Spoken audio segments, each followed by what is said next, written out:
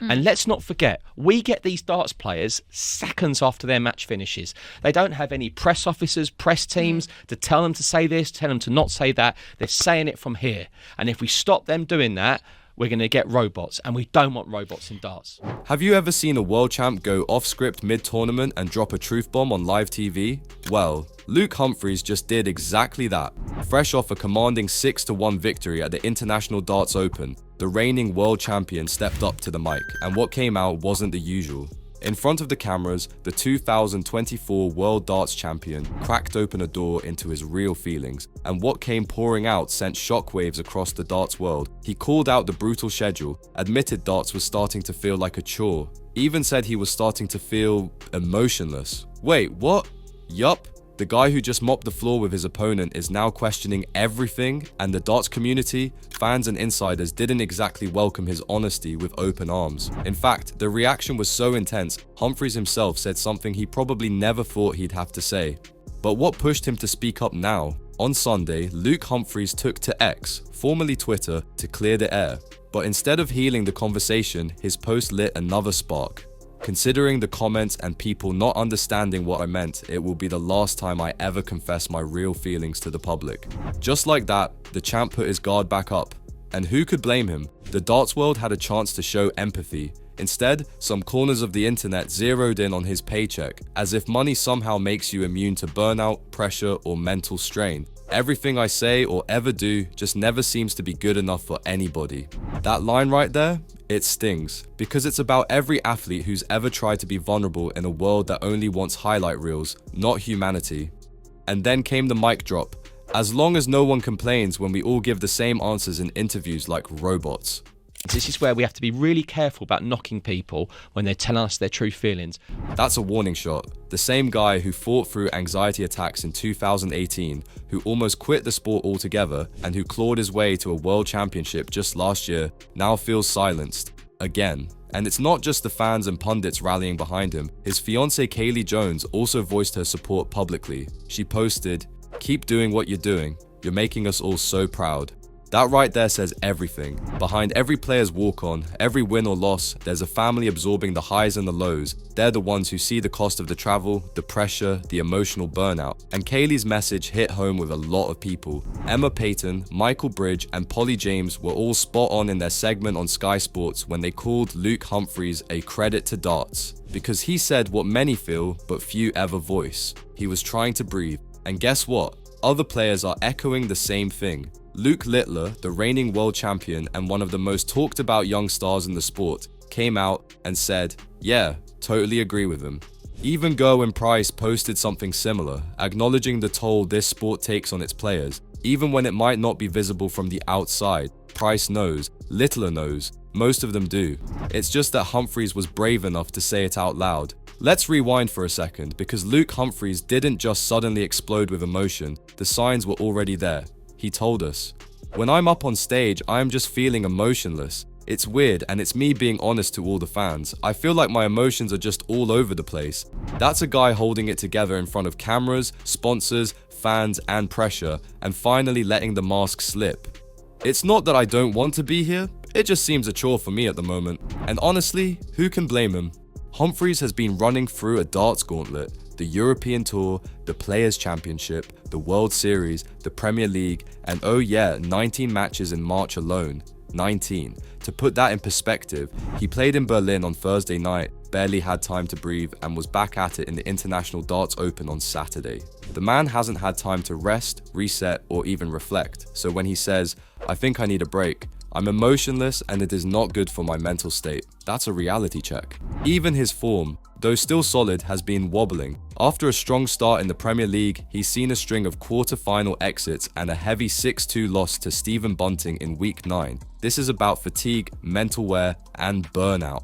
So yeah, when you really step back and look at it, Luke Humphries is coping, he's grinding through a calendar that would exhaust even the most seasoned pros. Premier League from January to May, Pro Tours shoved into mid-weeks, European Tour weekends, then you stack on top the exhibition nights, the interviews, the travel days, the press junkets, it's non-stop. And guess what? Being a world champ just amplifies the demand. He's a brand, a symbol, the face of the sport, and when the cameras turn off, He's a dad, a partner, a human being who sometimes just wants to sit still for a moment and be with his family. But then he gets slammed online, told he's ungrateful, told to man up. And that is the problem. When a player shows real courage by being vulnerable and we respond by piling on, we're part of the very issue he's speaking out about. Well, I won't come out and speak my mind next time.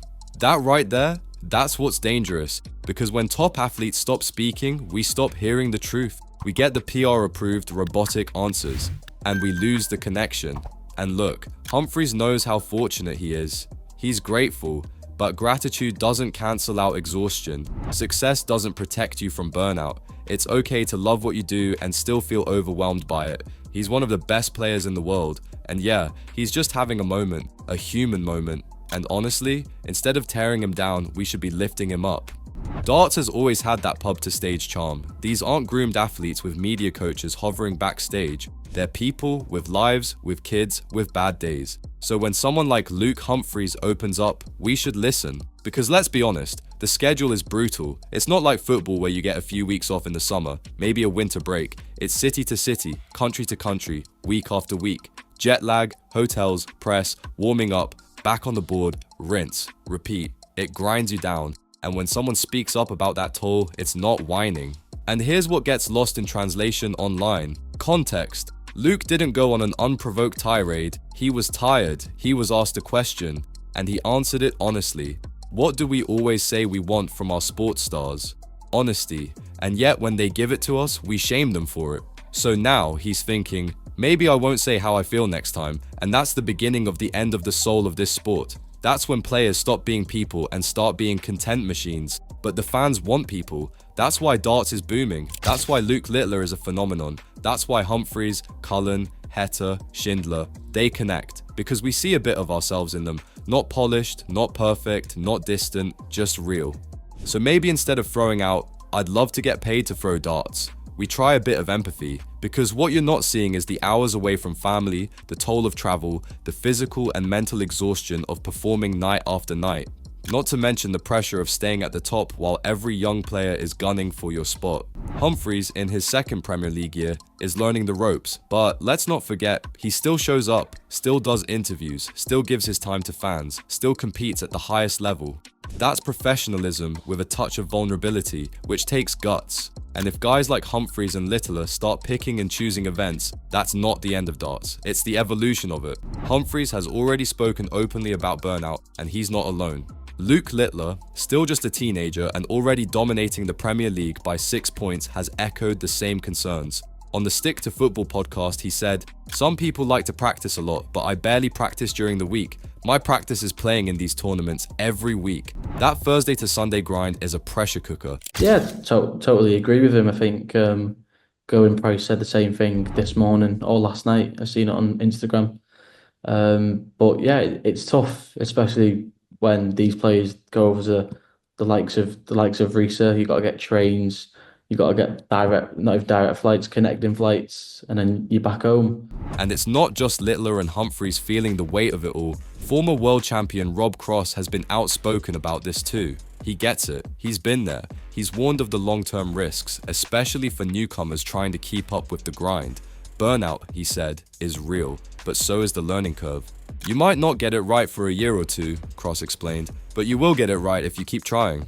That's the wisdom of someone who's fought through the calendar chaos and come out wiser. And that brings us full circle, because both Littler and Humphries are accessible. They still give their time to fans, to interviews, to every handshake and every conversation backstage, even after heartbreaking losses, even when the cameras are off. They're not above anyone, but we can't expect them to keep doing that if we're going to punish them every time they open up. Social media has a nasty habit of twisting honesty into weakness. Humphries bared his soul after a match, spoke from the heart about how tough it's been, and got flamed for it. People dismissing it with the old, "you're paid to throw darts, just get on with it" line. That kind of backlash is harmful, because if we silence authenticity, what do we get instead? We get robots. Press-trained, polished, corporate drones saying the same 5 lines over and over again. And that's not what darts is about. Darts is special because it's raw, because it's real. It's everyday people doing extraordinary things under the lights, and if that means players need to take breaks from social media or step away from certain events to protect their peace, so be it. Take Nathan Aspinall, for example. He came off all social media and handed it over to his manager. And he says it's been the best decision he's made, because the truth is, you can't win on social media. It's toxic. It wears you down. As he puts it, say your piece, say it with your chest, and move on. So maybe the lesson here isn't to tell players to toughen up. Maybe the lesson is, if we want to keep this sport grounded, relatable, and real, we need to let players be human. Let them rest. Let them feel. Let them speak. And if they start feeling like they need to hide, to retreat, to protect themselves from burnout or backlash, then we all lose. If you enjoyed this deep dive into the world of darts and Luke Humphries' brave moment of truth, make sure to like, comment, and subscribe for more real stories from the world of sports. We want to hear your thoughts. Do you agree with Humphries? Let's keep the conversation going. Thanks for watching, and we'll catch you in the next one.